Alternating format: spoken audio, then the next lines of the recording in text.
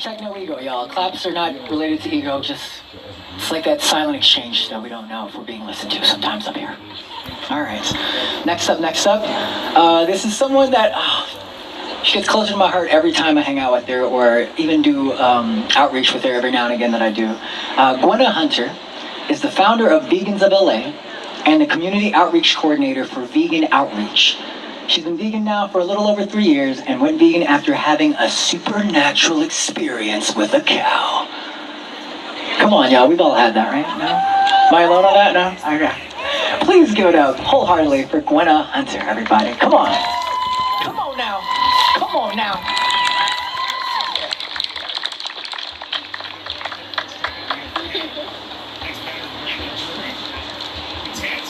How's everybody feeling? Good, good.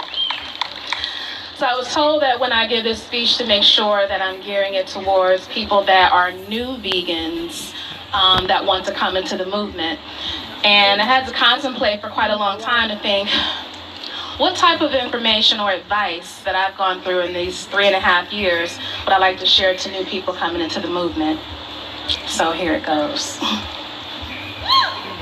I remember the day I went vegan and I connected all the dots that I realized had been given to me my entire life. But we know we all have this thing called cognitive dissonance. And that day, it was a video that I saw called Dairy is Effing Scary. And what made me connect wasn't just the fact that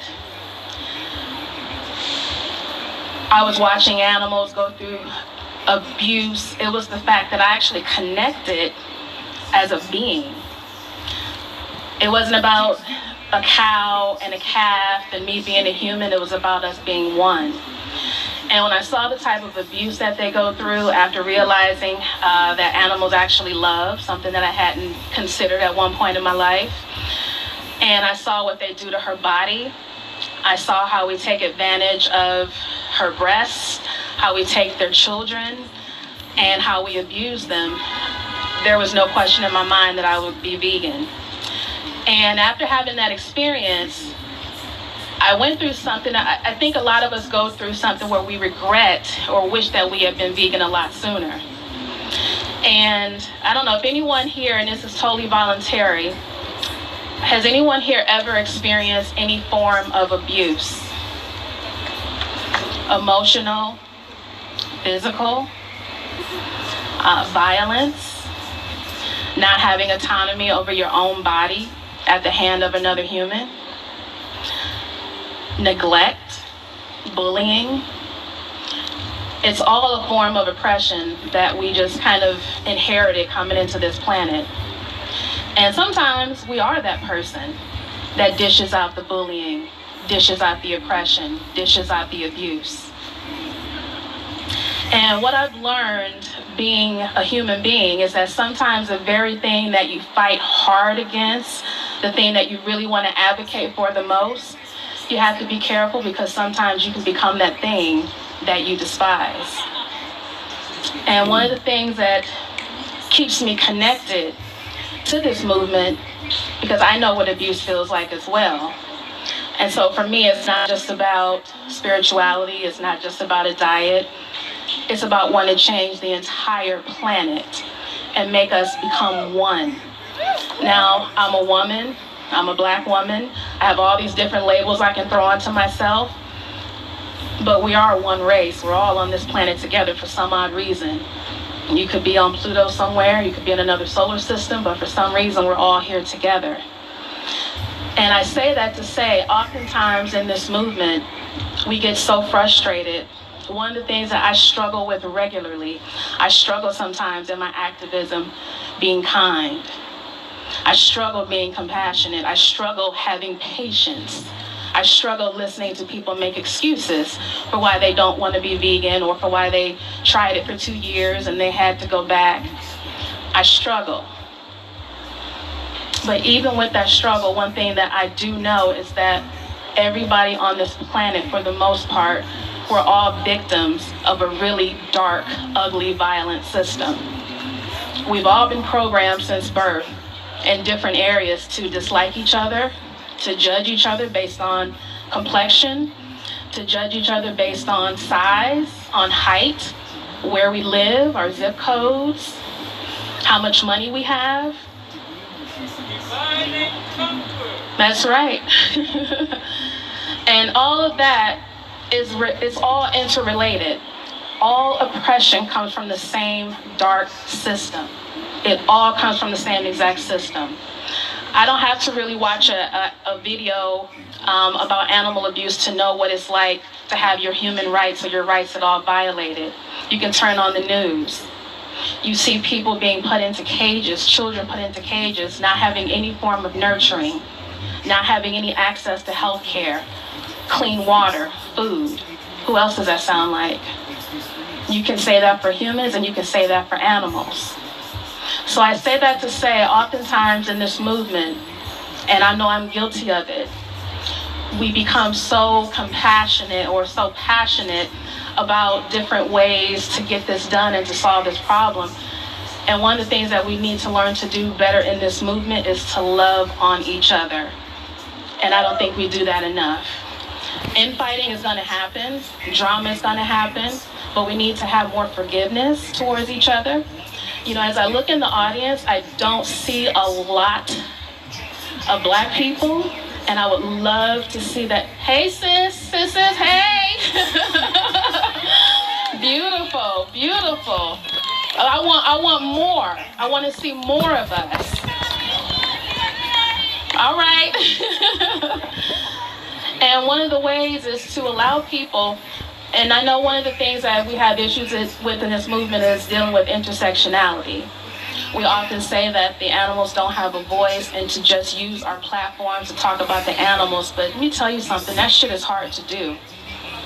When you deal with depression in your daily life, when you see your friends going through it, when you watch it on television, it is all connected. It is all part of the same system. And one of the things that we should also consider is when we glorify our hatred for other humans, and trust me, I understand. I struggle with having compassion for humanity. I want us to liberate animals already. I want humans to be liberated already. But one of the things that dealing with humans is that, again, everyone's a part of the same oppressive system. And hatred is now a verb. You can now turn on the news and see what hatred causes. And there's no room for that in our movement. And so what you want to do with that hatred is go out and protest. Use a protest as a form of purging. Go out and march. Go out and rescue. There's so many different things that you can get involved in this movement. But let's not take it out on each other. This is a movement about changing and healing the planet, transforming, because it is the lack of love is why we're all sitting here right now. The fact that someone, or I don't know who created this whole dark system that we're a part of, but it's love that's going to liberate us from it. And I'm not saying go out and get a tambourine and start, doing kumbaya and all that. I'm not trying to tell you to do that at all. But what I'm just saying is, let's work on ourselves internally within this movement and make sure that we're being kinder to each other, more tolerant of each other, more patient of each other, and again, more forgiving of one another.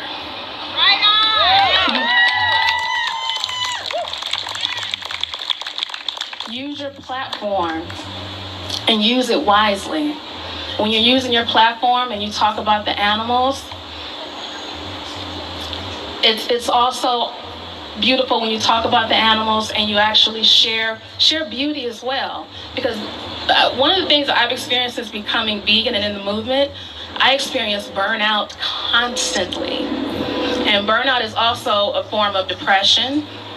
It's a form of just being overexerted, doing a lot, doing too much. And one of the things that we should do as a community and do more of is have more gatherings with one another, spending more time with each other. And I'm saying that, and sometimes I don't participate. It's because I'm burnt out. But put yourself first. Because when you're new in this movement, you have this hunger and this desire, and you want to change the world immediately. And you want to be everywhere, and you want to do everything, and you want to be with everybody. But make sure you're taking care of yourselves first, because the animals would want that.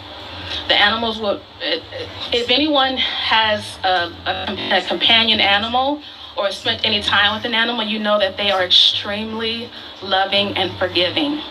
They wouldn't want us hating one another. They wouldn't want us arguing with each other. They wouldn't want us infighting with each other.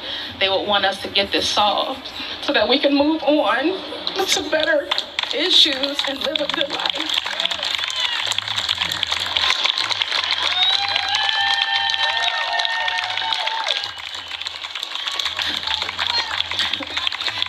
So I say that to say,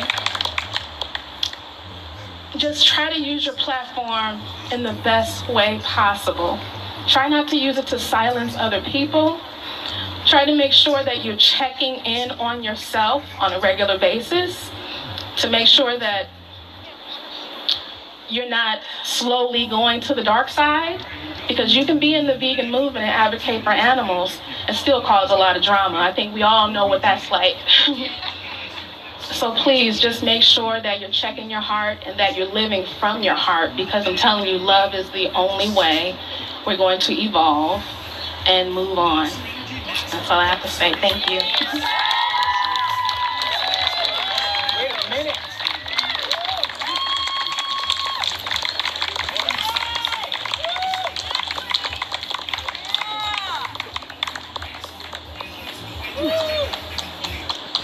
Don't stop those claps. One more time for Gwenna, y'all.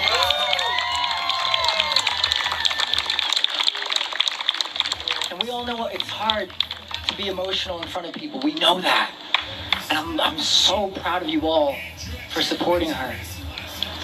Especially when times are tough and we're being vulnerable. That's the time we need the most support and love, am I right? So one more time, give it up for just the concept of vulnerability. Please clap for vulnerability.